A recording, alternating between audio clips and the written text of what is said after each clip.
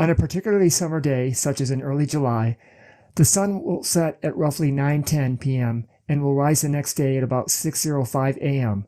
This occurs in states like Michigan, Minnesota, Wisconsin, and also any other states at the same latitude. You always hear about weather reports where the rain will end and the sun will come out later in the day. You will even see the small graphics on television, weather broadcasts showing the clouds with the sun peeking out from behind. However, what would it be like if the weather report showed the graphic not with one sun, but with two? Yes, the rain will end and the two suns will shine in the afternoon. The first one will set at 9:10 p.m., while the second one will set at 9:45 p.m. They both will rise in the morning at 6:05 a.m. and 6:40 a.m. respectively.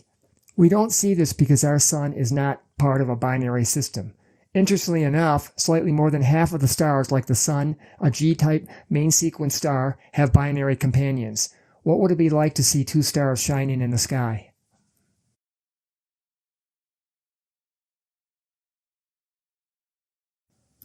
One possibility of what it would be like can be found only 4.35 light-years away, where two sun-like stars exist. They are Alpha Centauri A and Alpha Centauri B, where Centauri A is 1.1 times the mass of the Sun, and Centauri B is 0.93 times the mass of the Sun. Despite only being slightly more massive than the Sun, Centauri A is over 1.5 times more luminous than the Sun, while Centauri B is only half as luminous as the Sun. The stars are far enough apart so that life, such as human life, can exist on any planet orbiting in the habitable zone of either star, without the other star harming it. The two stars orbit each other in elliptical orbits with a period of nearly 80 years. The maximum distance between the two stars is 35.6 AU, with the minimum distance at 11.2 AU. 1 AU is equal to about 93 million miles, 150 million kilometers, which is the distance of the Earth from the Sun.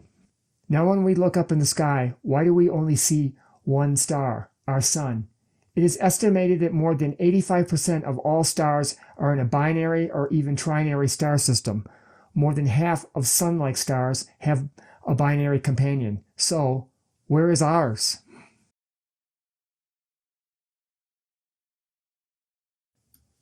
There are two theories concerning what happened to the Sun's companion. One involves a small red or brown dwarf star called Nemesis, and the other one suggests that our companion is the same size as the Sun, but it is now much further away and is given the designation HD 186302.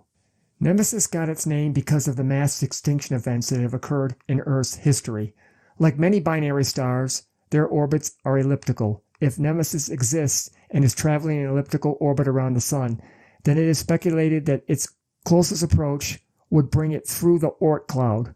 The disruption in the cloud could dislodge a multitude of comets that could then devastate life on Earth. What makes this theory plausible is that mass extinction events have occurred on Earth roughly every 27 million years, which would be the orbital period of Nemesis, bringing it in from the distance of the Oort cloud out to about 1.5 light years from Earth. Most of the binary stars that exist, like Alpha Centauri A and B, are in tight, close orbits that is a consequence of their age as they eventually settle down as their orbital periods became more constant. As the Sun aged, it is believed that Nemesis broke away. This is probably due to the great distance between both stars. However, some cosmologists think that Nemesis is still in orbit with the Sun, but since it is possibly only 2 times as massive as the planet Jupiter, it would be hard to detect at more than a light year away. The second theory points to the possibility that the Sun was ejected from the stellar nursery that it was born in, leaving its stellar companion behind. Star HD 186302 is incredibly close to the size and luminosity of our Sun. It is also the same age.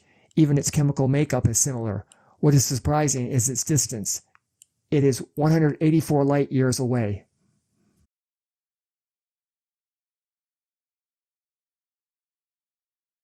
So, seeing 2 stars in the sky would be interesting. Maybe somewhere, in countless binary systems throughout our galaxy, and even beyond, intelligent life is looking up at a sky filled with 2 stars, and maybe even 3 stars in a trinary system. As they look up, might they wonder what it would be like if only 1 star filled their sky, like what we see when we look up at our Sun?